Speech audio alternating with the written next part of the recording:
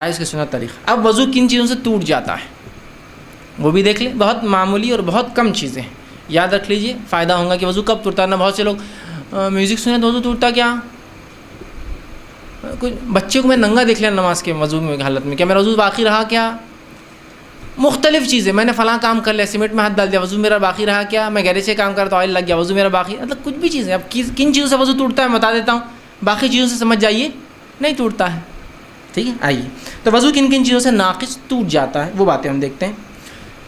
پیشاب اور پیخانے کے راستے سے کچھ بھی نکل جاتا ہے وضو ٹوٹ جاتا ہے، کچھ بھی نکل جاتا ہے وضو ٹوٹ جاتا ہے، کچھ بھی، پیشاب نکل گیا، پیخان نکل گیا، منی نکل گئی، مزی نکل گئی، ودی نکل گئی، ندی نکل گئی، اس کے علاوہ ہوا خارج ہو، کچھ بھی ہوا تو وضو ٹوٹ گیا۔ اب بہت سے لوگ بولتے ہیں پیشاب پیخانہ سمجھ میں آ رہا کہ ہم دھو لیتے ہیں، لیکن ہوا خارج ہو تو کیوں ٹوٹ جاتا ہے؟ اصول ہے کوئی چیز بھی خارج ہونے سے وضو ٹوٹ جاتا ہے، کچھ چیزوں کو صاف کرنا ہوتا ہے، کچھ چیزوں کو صاف نہیں کرنا ہوتا ہے، سمپل، اتنا ہی سادہ ہے۔ تو کوئی بھی چیز نکل جائے پیشاب اور پیخانے کے راستے سے تو آپ کا وضو ٹوٹ گیا، پہلا وضو کا ناقص۔ شرمگاہ سے کوئی چیز کا نکلنے سے وضو ٹوٹ جاتا ہے، پہلا۔ دوسرا، لیٹ کر گہری نیند لینے سے وضو ٹوٹ جاتا ہے، یاد رکھیے، ٹھیک ہے۔ پہلی جو روایت تھی جو میں نے کہا پیشاب یا پیخانے سے وضو ٹوٹ جاتا ہے یا کوئی بھی چیز، اس کے تعلق سے صحیح بخاری کی روایت ہے، آپ صلی اللہ علیہ وسلم نے کہا لا يقبل اللہ الصلاۃ احدکم اذا احدث حتى يتوضا۔ اللہ تعالیٰ اس شخص کی عبادت کو قبول نہیں کرتا، نماز کو، جس کو حدث کہتے ہیں، پیشاب یا پیخانے کے راستے سے کچھ بھی نکل جائے، نکلا ہو اور اس نے وضو نہ کیا ہو، وہ قبول نہیں ہوتی۔ دوسرا کہ گہری نیند اگر آپ لیٹ کر سو گئے تو وضو ٹوٹ جاتا ہے، کھڑے سو رہے تو وضو نہیں، مسجد میں آپ بیٹھ گئے اور نیند لگ گئی اس سے نہیں ٹوٹتا، لیکن لیٹ گئے، اس لیے کہ آپ صلی اللہ علیہ وسلم فرماتے ہیں، اور آپ نے فرمایا، ابو داؤد کی روایت ہے، آنکھ دبر مطلب آنکھ اور پیٹھ جو ہوتا ہے، دبر مطلب پیٹھ کا بندھن ہے، ریلیشن ہے، اور آپ نے فرمایا اگر کہا جو سو جائے اسے چاہیے کہ وضو کرے، چونکہ اب آنکھ لگ گئی اور پیٹھ آپ نے جھکا دی تو پھر آپ کو وضو کرنا پڑے گا، اس کا تعلق ہے۔ اگر آپ سیدھے بیٹھے ہیں تو دیکھیے، اگر آپ سیدھے بیٹھے ہیں اور نیند لگ گئی تو آپ کی ہوا خارج ہونے کے امکانات بالکل نہیں ہوتے ہیں۔ آپ اگر لیٹ گئے تو آپ ہو سکتا ہے کیا ہوا ہوگا آپ کو پتہ نہیں۔ تو نیند سے بذات خود وضو نہیں ٹوٹتا، نیند کی وجہ سے چونکہ آپ سیدھے نہیں تھے، لیٹ گئے، وضو ٹوٹ چکا ہوگا ہو سکتا ہے، ٹھیک ہے۔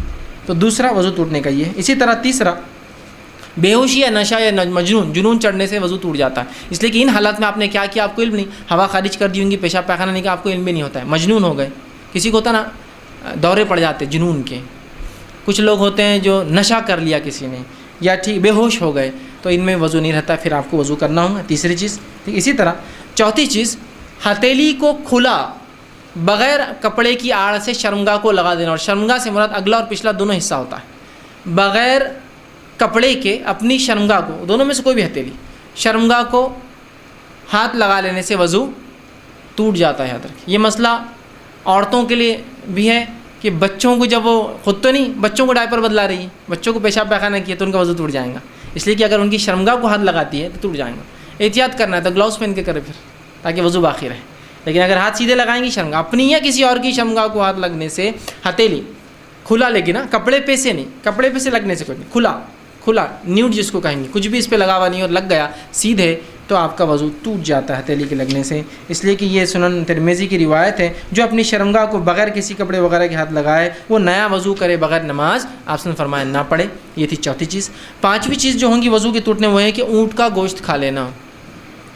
آپ صلی اللہ علیہ وسلم نے کچھ صحابہ نے آپ کے سامنے بکری اور مینڈے کا گوشت کھایا اور کہا کہ ہم وضو کریں، آپ نے کہا ضرورت نہیں۔ پھر ایک صحابی نے اونٹ کا گوشت کھایا اور کہا کہ ہم وضو کریں، تو کہاں وضو کر لیں۔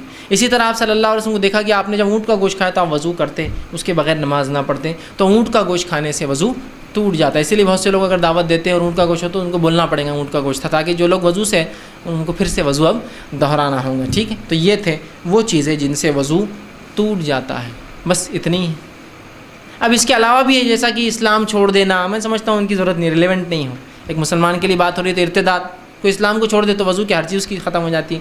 اسی طرح عورت کو جو ہے شہوت کے اس سے ہاتھ لگانا، تو میں سمجھتا ہوں یہ بات بالکل سمپل ہے کہ شہوت سے جب آپ کسی کو ہاتھ لگائیں گے تو ظاہر سی بات ہے آپ کو کیا ہوتا ہے، جس میں تبدیلیاں آتی ہے اور شرمگاہ سے کچھ نہ کچھ مادے ضائع نکلنا شروع ہو جاتے ہیں، تو ظاہر سی بات ہے وضو ٹوٹ جاتا ہے، لیکن عام اعتبار سے اتنا ٹوٹتا ہے۔ اب وہ باتیں جن باتوں سے